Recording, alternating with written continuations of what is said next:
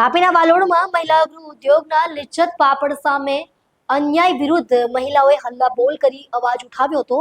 ત્યારે આવું કરવા મહિલાઓ કેમ મજબૂર બની, આવો જાણીએ। વાલોડ તાલુકામાં અનેક ગૃહ ઉદ્યોગ ચાલે છે। અહીંના લિજ્જત પાપડ દેશ વિદેશમાં નામના ધરાવે છે, જેનાથી અનેક મહિલાઓને રોજગારી મળી છે। પરંતુ દિવાળી પર બોનસ ન મળતા તથા એમના પાપડમાં વારંવાર ખામી કાઢવામાં આવતા આજે મહિલાઓ મેદાને પડી છે।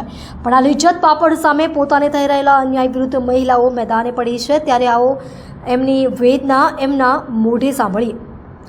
આપને આવી કોઈ સમસ્યા હોય તો તાપી જિલ્લાની આ ચેનલને 9979391495 પર સંપર્ક કરો। અમે આવીશું આપના ગામ અને ફળિયા સુધી आपने न्याय अपावा, आपनो अवाज बनवा। भावना पटेल, तापी। आप क्या नाम होते हैं? आज महिला गृह उद्योग लिज्जत पापड़नी बहार एक मोटी भीड़ ऊभी थई छे। ए भीड़ कया कारणसर ऊभी थई छे?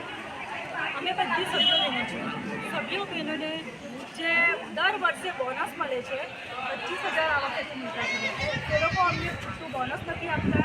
અંદરથી અલગ અલગ વર્ડ ઉચ્ચાર કરે। અંદરની બહેનોએ અમને એટલો ત્રાસ આપ્યો છે કે અલગ અલગ વર્ડથી બધાને ઉચ્ચાર કરે। જેવી રીતે પાપડ આપીએ તો પાપડ આપતા વખતે કહીએ કે પાપડમાં આ પ્રોબ્લેમ છે, તે પ્રોબ્લેમ છે, પીળા છે, આ છે।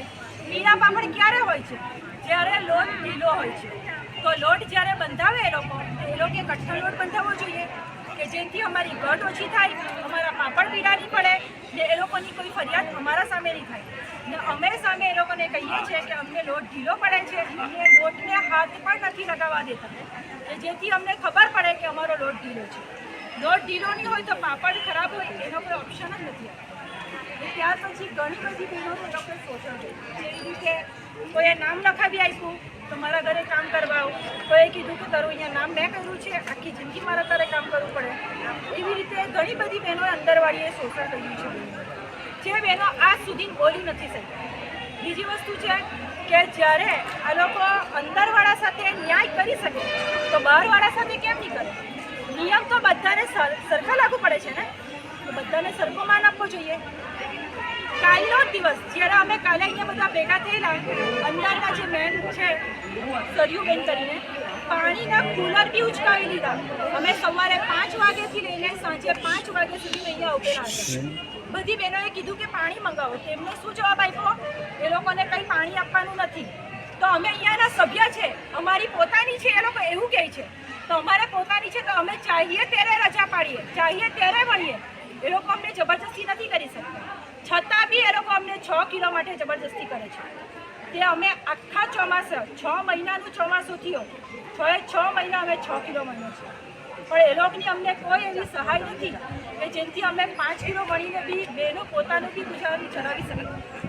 બહાર નીકળે 10 દિવસની રજા, ચેકિંગવાળાને એટલો હક આપી દીધો છે એ લોકો કે એ કોઈનો બી લોટ બંધ કરાવી શકે, કોઈના બી ઘરમાં ભરાઈ જાય, કોઈના પર બી એલિગેશન લગાવી શકે। તો એવું એમને કોણે હક આપ્યું?